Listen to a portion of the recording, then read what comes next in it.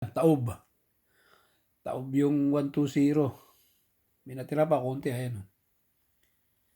Yan naman ay 2 araw ko binanatan, 2 gabi. Kaya, eto, papaantok na. Medyo pinataob ko na eh. Meron pa naman doon, oh. Ayan, oh. Ilan pa yan, oh. Kaya lang dito tayo. Isa-isa lang.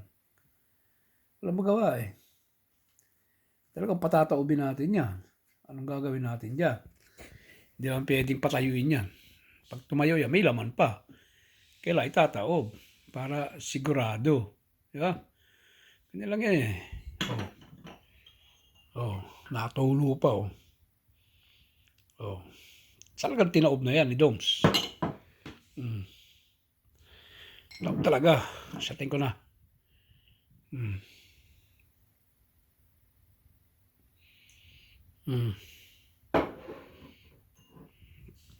Pero pa akong beer doon. Tsaka yung mga wine dyan.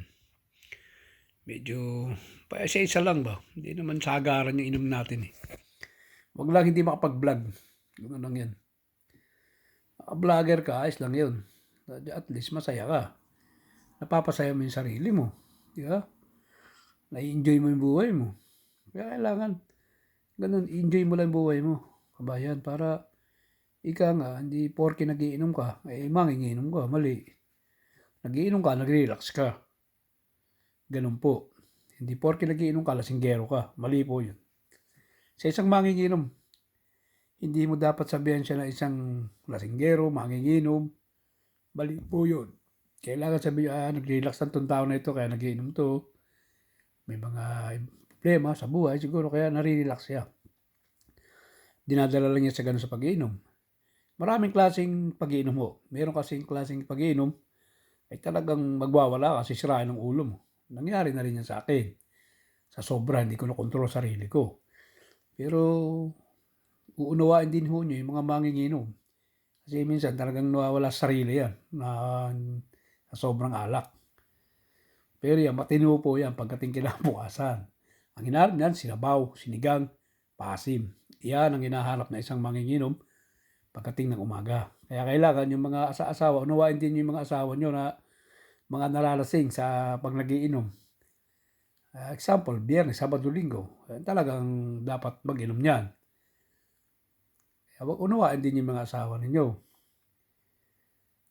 Lalo yung mga kumpare ko, talagang may edad na rin. Siyempre, kailangan din mag-relax. Hindi naman yung sagaran. Nung araw, sagaran. Pero ngayon, hindi na ho. Kailangan magsagad. Paset-set na lang. Nung araw, malakas hard drinker ako. Pero tinigil ko na ho yun.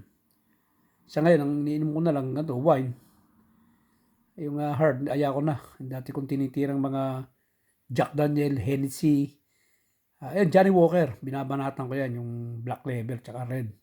Paborito kong tirahan yan. Tsaka yung Jack Daniel, Hennessy. Tsaka yung pag umuwi ako, yung Bat 69, masarap yan, mga whiskey yan eh. Kaya huwag ka sobra. Dapat lang talagang smooth na inom. Plus, sounds kayo. Nanonood kayo ng TV. Ganyan lang yan eh. Papalipas oras. Kaya nga. Tulad sa abroad ko, nasa abroad ako, kailangan ko to. Lalo sa bansang napuntahan ko, malamig. Kailangan nyo ito kasi kailangan mag-set kayo. Para yung init ng katawan, init ng alak, mag-circulate sa katawan ninyo. Bukas, ganun din yun. Kaya lang, makonsernan nyo sarili nyo. Mahirap naman yung isasagan nyo araw-araw. Siyempre, may pasok kayo, may trabaho kayo. Kaya ganun lang. Kaya ba lang sana, unawain nyo yung mga manginginom. Mga tambay din yan, mga tao na nagiinom. Unawa ko yung mga ganyan mga tao nagiinom. Dahil lumaki ako sa ganyang buhay. Tambay ako. Kasi ang tao habang nagkakaedad, yan ay dumilipas po yun. Tulad ko, nung araw, bata-bata ako, malakas ako uminom. Ay, baliwala nga sa akin 2 gin nung araw eh. Kulang pa yun eh. 2 gin na bilog. Sabay ako ng nakakatag ito, yung beer. Yung ano ba itong beer na itong binibira ko? Minsan, yung beer talaga, yung original na beer. Yung Red Horse, ngayon lang yan eh. Pero hindi ako nabalat niya. Pag umuwi ako ng Pilipinas, nagsasalmigil beer ako. 3 bote lang bago matulog. pag umuwi akong Pilipinas. Ngayon, pag nagkakantsawan, ayun, napapasarap ng inom. Tawag dito, Emperador. Yan, kadalasan binibira. Tsaka yung Alfonso. Yan ang madalas binibira. Kaya sana ho, ay maunawalan nyo yung mga manginginom. Ganun lang yan. Hindi porke nagiinom, lasinggero na. Hindi, maliyo yun. Unawain din nyo sila yung mga sa asawa. Pagbibigyan na ninyo at yan minsan lang yan sa buhay ng tao. Ganun tayo. May kanya-kanya tayo eh. Minsan malasing ka, minsan talagang tama lang ang inom. Smooth lang. Kaya sana manuwalin nyo. Sige kabayan, pinapaliwanag ko lang kung paano uminom. Yung pag-iinom mo. Hindi nyo kailangan sagarin na ngayon pag may edad na kayo. Palipas oras lang. Parang gano'n. Palipas oras lang si Doms. Nakikita nyo, mga pinupos ko, puro alak yun. Hindi ko man nauubos yun eh. Joker po yung iba doon, hindi ko nauubos yun. Kinabukasan na ulit pa isa noon. Lalatag ko lang sa lamesa yun. Tapos luluto ko mga pulutan. Pag mayroon 2 beer ako, o isang wine, ayos na yun. Solve na ako noon. Noong araw, talagang malakas. Nung kasadad-sadang ko rito mapunta ako na Europe. Talagang mapunta pa ako ng pub. May 50 euro ko kulang. Hindi kayo masusob sa 50 euro sa pub, sa bar. Ngayon, ang ginagawa ko, bibili nila ako sa labas. Yun na lang tinitira ko. Bibili ako ng beer, o kaya wine, o ano. Magsasounds ako. Magbo-movie, Netflix. Ganun lang. Ganyan ang ginagawa ng mga puti ngayon dito. Bibili sila sa labas. Tinadala sa bar, inom sila. Tapos pasundutin nila sila pagdating sa bar. Sa pub. Kasi ang pabo dito, dikit-dikit. Hindi galo ang mga inuman dito. Ay mga babae rito sobra. Sobra mag-inom yung mga dalaga rito. Grabe. Wala silang pinipiling oras. Walang pinipiling araw at gabi yan sila. Basta na gusto nila uminom, iinom yan sa pub. Ayun siya, makikita nyo, lasing na yan dyan sa karsada. Mga nagpapandali na yan. Na-experience ko dito sa Europe. Talagang grabe yung mga babae rito. Wild ho sila rito sa ganyan, mga sex. Sinasabi ko ano totoo. Parang tinalo pa kayong bansang Amerika eh. Halos parehas yan eh. Mga wild. Ayun po mga kaibigan kabayan sinasabi ko lang at para makita ninyo ang tama at hindi porke nakikita nyo si Doms na nagiinom ng ganyan araw-araw. Hindi po yun. Joke po yung iba noon. Paunti-unti lang ngayon. Sabay tulog. Tapos sa trabaho bukas. Basta kakain kayo. Basta lagi may pagkain. Kakain kayo masarap. Para ika nga maayos ang kain ninyo. Di ba? Di pa titry ko na ito. At baka madali pa na iba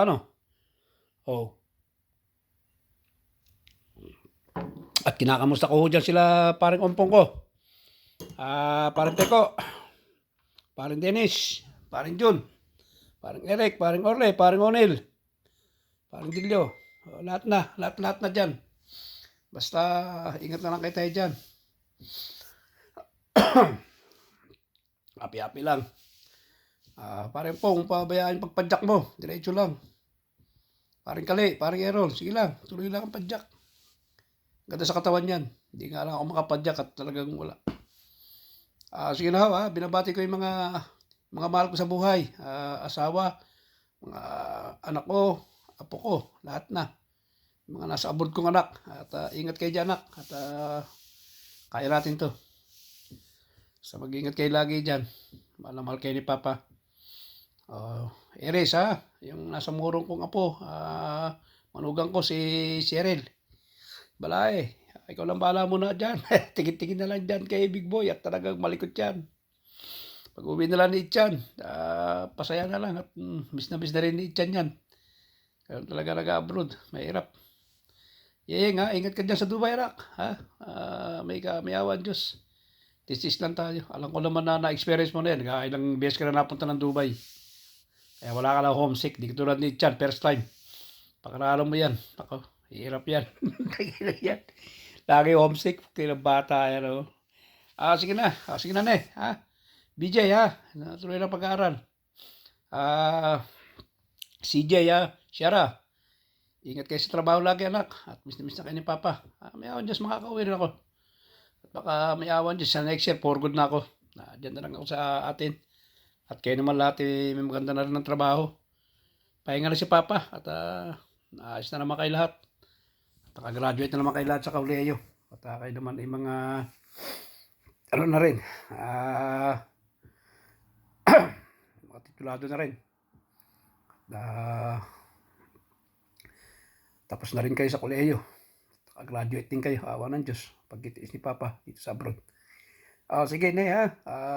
Anak ha. Apo ha. Babay na muna at patulog na lang ang Papa. At gabi na rito. Nag-relax lang ako at nanood ako ng movie sa Netflix. Sige ho.